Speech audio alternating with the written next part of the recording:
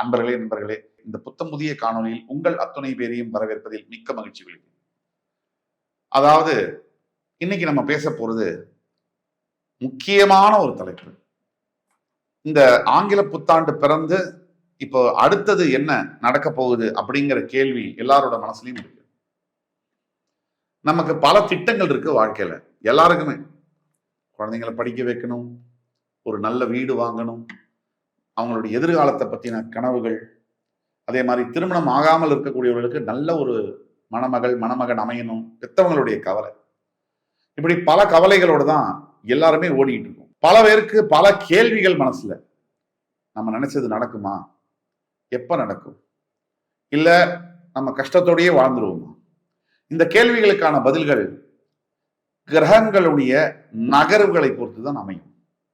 அந்த வகையில மகா சனிப்பெயர்ச்சி மார்ச் 6ஆம் தேதி வரவிருக்கின்ற வாக்கிய பஞ்சாங்கப்படி கும்பத்திலிருந்து மீனத்திற்கு பெயரவிருக்கின்ற சனி பகவான். சனி இப்போ இந்த சனிப்பெயர்ச்சியினுடைய பலன்கள் பிரத்யேகமாக சிறப்பு பலன்கள் 12 ராசிகளுக்கும் இன்று முதல் தொடக்கம். மேஷம் முதல் மீனம் வரை சனி பகவானுடைய ஆட்டம் ஆரம்பம். சனிப்பெயர்ச்சி 2026 மார்ச் 6 அன்னைக்கு வாக்கிய பஞ்சாங்கப்படி கும்பத்திலிருந்து மீனத்திற்கு வரக்கூடிய சனி பகவான். அந்த வரிசையில் இன்றைக்கு நம்ம பார்க்கும் போது மிதுன ராசியினுடைய பலன்கள். சனிப்பெயர்ச்சி 2.5 வருஷத்துக்கு ஒரு தடவை வருது. வாக்கிய பஞ்சாங்கப்படி கும்பத்திலிருந்து மீனத்துக்கு வருது.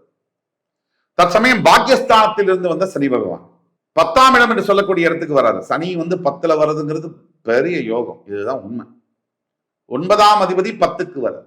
பல தொழில்களில் ஈடுபடக்கூடிய மிதுன ராசி அன்பர்களுக்கு ஃபர்ஸ்ட் பாசிட்டிவ் பாயிண்ட் என்ன அப்படின்னா, தொழில பெரிய அளவிலான சேஞ்சஸ் இருக்கும். சனி வந்தாலே மாற்றங்கள் இருக்கும். மாற்றங்கள், நீங்க தொழில் செய்யற விதம், மேபி நீங்க ஐடி யூஸ் பண்ண ஆரம்பிக்கலாம், மேனுவல்ல இருந்து கம்ப்யூட்டரைஸ்டா மாத்தலாம், டிஜிட்டலா மாத்தலாம்.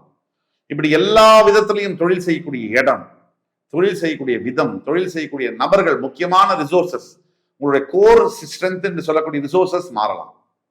இதெல்லாம் பாசிட்டிவா மாறும். 2 10ஆம் இடத்துக்கு வருவதனாலே தொழில் அபிவிருத்தி, பல கிளைகள் தொடங்கக்கூடிய யோகங்களை சனி பகவான் தருவார். இது வரைக்கும் ஒரு பிரான்ச் தான், ஹெட் ஆபீஸ் மட்டும்தான். இப்போ 5 பிரான்ச் இந்த 2 வருஷத்துக்குள்ள பண்ணுவார். அதை விட அடுத்தது, உங்க வீட்டில் இருக்கக்கூடிய முன்னோர்களுக்கு நீங்க செய்ய வேண்டிய கர்ம காரியங்களை சரியாக சனி உங்களுக்கு செய்ய வைப்பார்.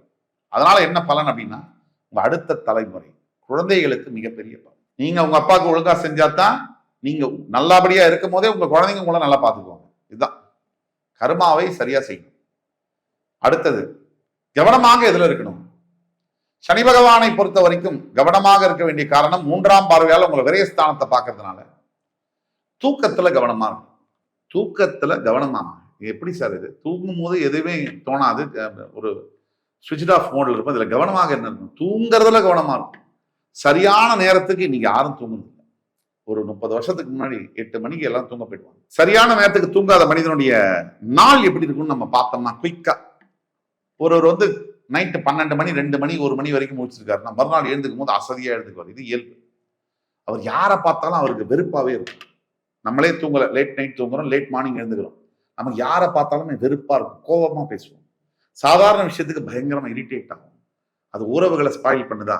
2 நம்ம வேலைகளை சுறுசுறுப்பா எஃபெக்டிவா செய்ய முடியுதா? அப்படியே களைப்பா டயர்டா இருக்கும். ஒரு நேரம் கெட்டு தூங்குறதுடைய விளைவு நம்ம உடம்புலயும் ஹெல்த்ல அடி வாங்கிருக்கும். தூக்கம் கெட்டு போச்சுன்னா நான் ஹோல் டே காலி, செய்ய வேண்டிய வேலையை செய்ய முடியாது, வேலை செய்யற இடத்துல பிரச்சனை, வேலை செய்யற கொலீஸ் கூட மன வேதனை, வருத்தம், கருத்து வேறுபாடு, வீட்டுல வந்தா பொண்டாடி புருஷனோட சண்டை, குழந்தைங்களோட சரியா இது பண்ண முடியாது, எப்ப பார்த்து டயர்டா இருக்கும், மூட் ஆஃபா இருக்கும், சரியா திங்க் பண்ண முடியாது, அடுத்த முடிவுகளை சரியா எடுக்க முடியாது.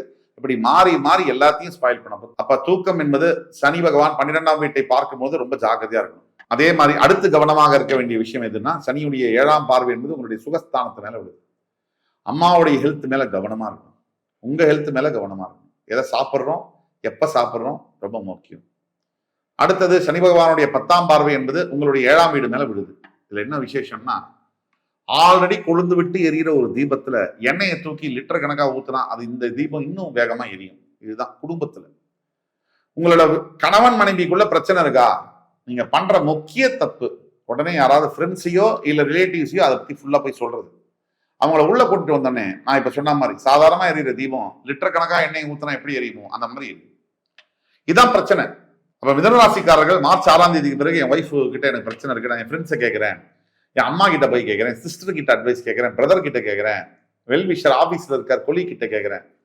கேட்கறத விட உங்க சாப்டர் முடிஞ்சிடும். நீங்க யார்கிட்டையும் எதுவும் கேட்க வேணாம், தனியா உட்காந்து யோசிங்க. நான் என்ன பண்ணா என் ஒய்ஃப் கிட்ட இந்த பிரச்சனை சால்வ் ஆகும், அதை பத்தி யோசிங்க. நீங்களும் அதே மாதிரிதான் ஹஸ்பண்ட் கிட்ட நான் என்ன சொன்னா எதை எப்படி ஹேண்டில் பண்ணா அந்த பிரச்சனை சால்வ் ஆகும். மற்றவங்க சொல்றதோட நீங்களே பேசி முடிக்கிறதுன்றது நல்லது. அடுத்தது என்ன அப்படின்னு பார்த்தோம்னா, சனியினுடைய 10ஆம் பார்வை உங்களுடைய களத்திரஸ்தானத்து மேல, அதாவது 7ஆம் வீட்டு மேல விழுறதுனால பார்ட்னர்ஷிப் ஃபர்ம்ஸ் எல்லாம் நடத்தக்கூடிய மிதுனராசி நண்பர்கள் பயங்கர கவனமா இருக்கணும். பார்ட்னர்ஸ் கிட்ட யாரையும் அதிகமா நம்புறதோ அதிகமா சந்தேகப்படுறதோ ரெண்டுமே பிரச்சனையை உருவாக்கும். இப்ப என்ன செய்யலாம்? மிதுனராசியை பொறுத்த வரைக்கும் என்ன செய்யலாம்? செஞ்சே ஆகணும். என்ன செய்யலாம் அப்படின்னா, எந்த ஒரு பெரிய முடிவுகளையும் உடனே எடுக்கக்கூடாது. 2 தடவை யோசிச்சு எடுக்கணும். முதல்ல 2, தெய்வ பக்தி அப்படிங்கிறது ஒரு நாள் செய்யக்கூடிய விஷயங்கள், அது கன்சிஸ்டன்டா ஒரு பிராக்டிஸ். அது பிராக்டிஸ்ல தான் வரும். அதை கன்சிஸ்டன்டா நீங்க ஒவ்வொரு வாரமும் கோயிலுக்கு போகணும், குலதெய்வ வழிபாடு இதெல்லாம் பழக்கப்படுத்திக்கணும். மிதுனராசி அடுத்து செய்ய வேண்டியது என்ன அப்படின்னா, வீட்டுல தினந்தோறும் காலையிலையும் மாலையிலையும் விளக்கேற்ற வேண்டும். உங்களுடைய இஷ்ட தெய்வத்தை வணங்க வேண்டும். குலதெய்வம் வேற, இஷ்ட தெய்வம் வேற. இந்த இஷ்ட தெய்வத்தை வீட்டுல வணங்க வேண்டும். இந்த 3ம் செய்யும் பொழுது பிரச்சனைகள் இருந்து வெளில வர முடியும். பரிகாரம்னு எடுத்தீங்கன்னா, முக்கியமான பரிகாரம் மிதுனராசிக்கு படிக்க கஷ்டப்படுகின்ற குழந்தைகளுக்கு கல்விக்கான உதவிகளை செய்வது. இதுதான் மீன். அது ஒரு பென்சில் பேனா வாங்கி கொடுத்தா கூட சரி, உங்க சக்திக்கேற்ப உதவிகளை செய்யுங்க. அப்ப ஒட்டுமொத்த மிதுனராசியும் எந்த ஒரு கவலையும் இல்லாமல், ஏன் அப்படி சொல்றேன் அப்படின்னா, கடவுள் உங்க பக்கம் தான் இருக்கார். ஈஸ்வரன் உங்களுக்கு தயை புரிவதற்காக காத்து கொண்டிருக்கிறார் அப்படிங்கிறத நம்ம எடுத்துக்கணும். அப்ப ஒட்டுமொத்த மிதுனராசி நண்பர்களும் கவலைப்படாம தைரியமா எதிர்கொள்ள வேண்டும். எல்லா விஷயங்களும் கைகூடி வரக்கூடிய காலத்துல நீங்க இருக்கீங்க. அடுத்த 2.5 வருஷத்துக்கு அப்புறம் ரொம்ப நல்லா இருக்கும் டைம். அதனால கவலை வேண்டாம், கடவுள் உங்கள் பக்கம் என்று கூறி இந்த எபிசோட முடிச்சுக்கிறேன். அடுத்து வரும் நிகழ்ச்சியில் மற்றொரு சந்தர்ப்பத்தில் உங்களை சந்திக்கும் வரை உங்களிடமிருந்து விடைபெறுவது உங்கள் சுபாஷ் பாலகிருஷ்ணன். நன்றி, வணக்கம், வாழ்க வளமுடன்.